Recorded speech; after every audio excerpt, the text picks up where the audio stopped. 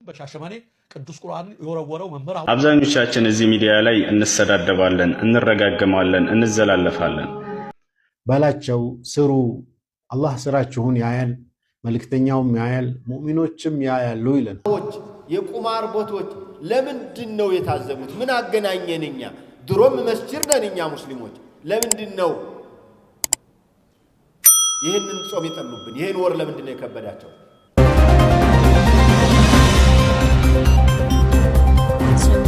በሻሸመኔ ቅዱስ ቁርአን የወረወረው መምህር አሁን እንደሰማሁት በህግ ቁጥጥር ስር ውሏል።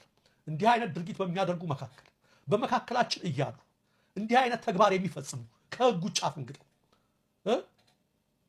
ፍቅራችንን ለማደፍረስ ሰይጣናዊ መልእክት ተልእኮ ተቀብለው እንዲህ የሚያደርጉትን ሁሉ ትክክለኛው እርምጃ ይሄ ነው። በአስቸኳይ በቁጥጥር ስር አውለው በህጋዊና በሰለጠነ ተቃውሞ ወደ ህግ ማድረግ ይሄ ነው። ፍርድ በራሳችን አናድርግ። የደቦ ፍርድ መጥፎ ነው። በደለኛውና ተበዳዩን በኋላ አያስታውቅም። የበለጠ ግጭታችንን ያባብሰዋል። ቡድንና ቡድን ቆሞ ሌላው ይጠዛጥዛል።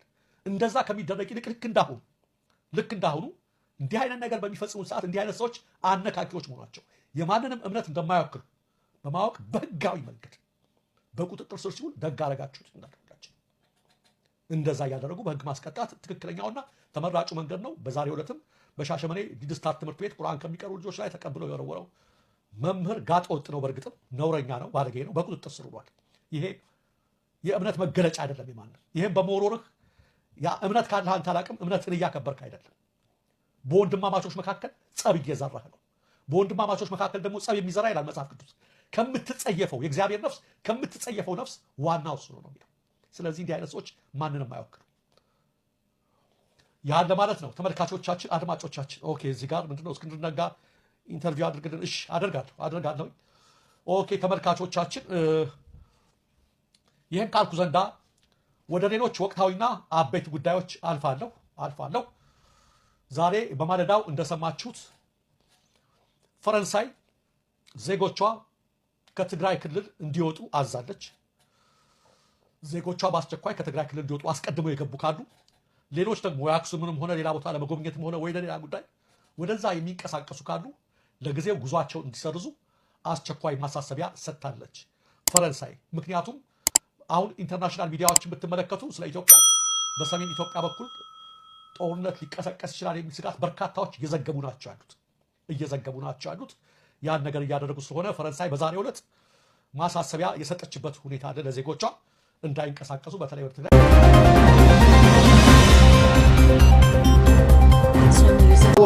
የቁማር ቦታዎች ለምንድን ነው የታዘቡት? ምን አገናኘን? እኛ ድሮም መስጂድ ነን እኛ ሙስሊሞች። ለምንድን ነው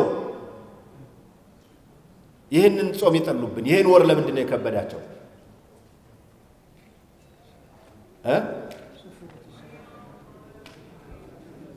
አይ እኔ ውስጣችሁን እንድታስቡበት የፈለኩት እንደው ከኛም ማህበረሰብ ከኛም ውስጥ እዚህ አካባቢ ለከስከስ የሚል ቡድን አለ ማለትን አያመለክትም። ስለዚህ ኢንሻአላህ የረመዳን እንግዶቻችንን በደንብ አሳምነን ከዚያ በኋላ ወደዚያ መልሰው ብቅ እንዳይሉ ማስታወስ ያስፈልጋል ማለት ነው። ጾም አሁኑ ጀምሮ ካልተለመደ ረመዳን ላይ አደጋ ነው። አኢማዎች ይችን ብቻ ስሙኝ እዚያ የምታወሩት ሰዎችም ራሳቸው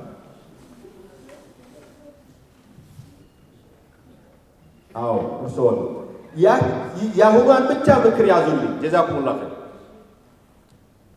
ሰውየው ሊያርድ ፈልጎ በግ ሊያርድ ሲቀመጥ በግ እንዴት እንደሚታረድ ሊያርድ ሲል ነው የምንነግረው?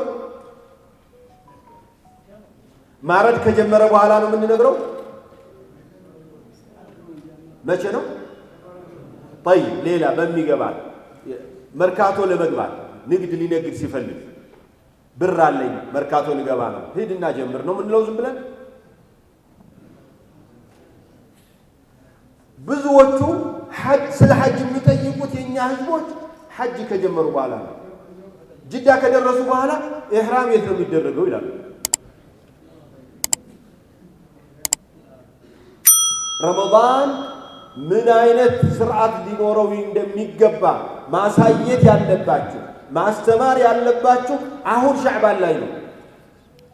የትኛውም ባለስልጣን የትኛውም መስሪያ ቤት የሚመደብ ሰው መጀመሪያ ኮርስ ወስዶ ተምሮ ነው። ለሂሳብ ስራ የሂሳብ ስራ ግባና እናሰለጥናለን አይባልም። የእንግሊዘኛ አስተማሪ እንግሊዘኛ ማወቁ ተፈትኖ ነው። መስቀያ ነገር ቢኖር በእጅ ይጻፍ። ኮምፒውተር የሌለው መስጂድ ምናምን የሌለው መስጂድ ችግር የለው። የጾም ግዴታዎች 1 2 3 4 አንብቦ እንዲወጣ በሴቶችም በወንዶችም በኩል የሚለጠፍበት የጾም ዚክሮች መደረግ ያለባቸው እነዚህም አስፈላጊ ነገሮችን ማስተማር የግድ ይላል። ለይሰ ሲያም ሚን الطعام والشراب ጾም ማለት ከምግብና ከእንትን ብቻ መቆም አይደለም ማለት ብላ ጠጣ ማለት አይደለም። ليس الصيام من الطعام والشراب فحسب ማለት ነው። እነዚህ ብቻ አይደለም። እነዚህንማ ብዙ ሰው አውቆታል።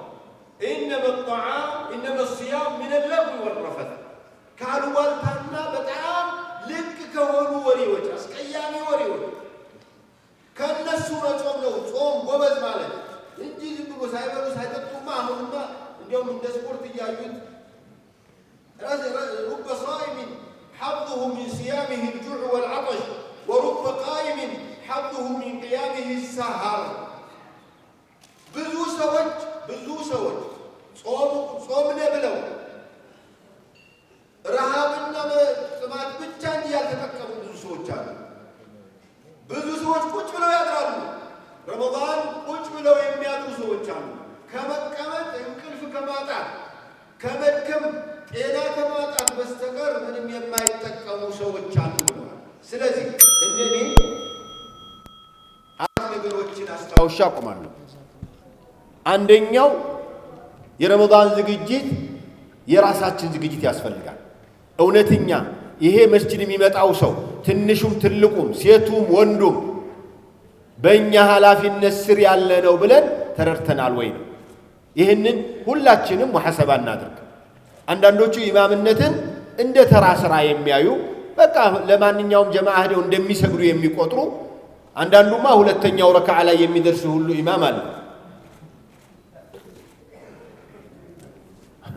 ማን ኢማም ሆኖ ነው? አይ እነሱ ያውቃሉ፣ ምክትል ይኖራቸዋል። አንደኛው ይሄንን ነው፣ የኔ ኃላፊነት ነው። ይሄ ህዝብ ቀድሜ ተገኝቼ ማስተማር፣ መንገር፣ አርአያ መሆን ያለብኝ ነው ብሎ ማስታወስ ያስፈልጋል። ሁለተኛ ህዝቡ መካከል ያለውን የአንድነት በዚህ በዲኑ ጉዳይ አይደለም ሐታ በግል ህይወታቸው የተጣሉ የተሟገቱ የተቆራረፉ ሰዎች ካሉ ማስማማት ማስታረቅ ካልቻለ ከሱ በላይ ያሉትን ሰዎች አሰባስቦ ሰላም እዚህ አካባቢ እንዲኖር የማድረግ ኃላፊነት ነው። ይሄ ኢማሞቹ ኃላፊነት ልትወስዱልን ይገባል። አለበለዚያማ ኩልኩም መስኡሉን አርዒየቲ ውስጥ ልትገቡ ነው። ሶስተኛው አደራ ምለው ለቁርአኑ ለሶላቱ ለጾሙ ለሰው መጨነቁም እኛ አርአያ ሆነን ልናሳይ ይገባናል። እኛ ኋላ ከሆነ ለሸገሌ እንኳን ኢማሙ እንኳን የሉም እዚህ ጉዳይ ላይ ያሉ አይደለም። አራተኛ መሻይኾች በደንብ እያወሩት ያሉት እያነሱት እየደጋገሙት ያሉት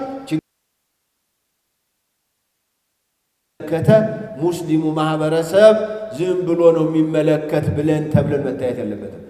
እኔ እንደውም የዚህ የኢትዮጵያ ሰላም ከሌላው ክፍል እኛን ነው የሚያስፈልገን። ቅድምም ዶክተር ነካ አድርገውታል። እኛንን የሚያስፈልገን አንደኛ የሰላም ሰዎች ስለሆነ አላሁማ አንተ ሰላም ወሚንከ ሰላም። ሰላምን ስንት ጊዜ ነው አንድ ወንድሜ ሰላምን በቀን ስንት ጊዜ እንደምንለው አስታውሻ አለኝ። 100 በላይ ያገኘሁት አለኝ። ሰላም የሚለውን ቃል ምንናገረው አሰላሙ አለይኩም ወራህመቱላህ አላሁማ አንተ ሰላም አተህያቱ ስንቀራ ምን ስንል የማናነሳበት ጊዜ የለንም። ይሄንን ሰላም የመኖር እኛንን ኃላፊነት ያለብን። እኛ ኑረን ነው ለሌላው ማሳየት ያለብን። እኛ ተግብረነው ነው ሌላ ማሳየት ያለብን። እኛ ጠብየ ጫርነ፣ እኛ እየተበጣበጥነ፣ እኛ እየተኻለፍነ፣ እኛ በሶላት በመስጂድ እየተኻለፍነ ለሌላው ሰላም አስተማሪ ነው ማለት በፍጹም የማይታሰብ ነው። ጊዜ ቢኖረኝ ብዙ ባልኩ፣ ጊዜው ግን ተገድቧል። እዚህ አቆማለሁ። ሰላም አለይኩም ወራህመቱላሂ ወበረካቱሁ። ጀዛከላሁ ኸይረን ሼኻና ሼህ መሐመድ ዘንዛቲ የኢትዮጵያ እስልምና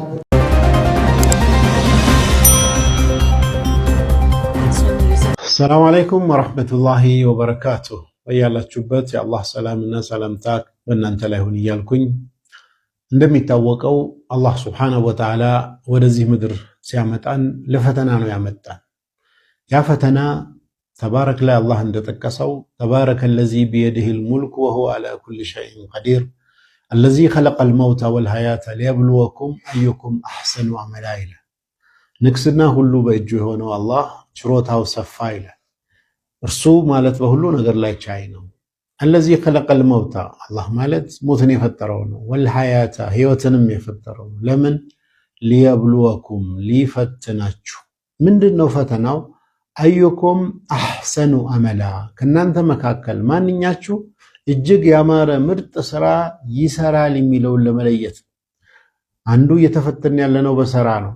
በሌላ የቁርአን አያ ላይ አላህ ሱብሓነሁ ወተዓላ ቁል ኢዕመሉ ፈሰየረላሁ አመለኩም ወረሱሉሁ ወልሙእሚኑን በሉ ስሩ በላቸው ስሩ አላህ ስራችሁን ያያል መልእክተኛውም ያያል ሙእሚኖችም ያያሉ ይለናል።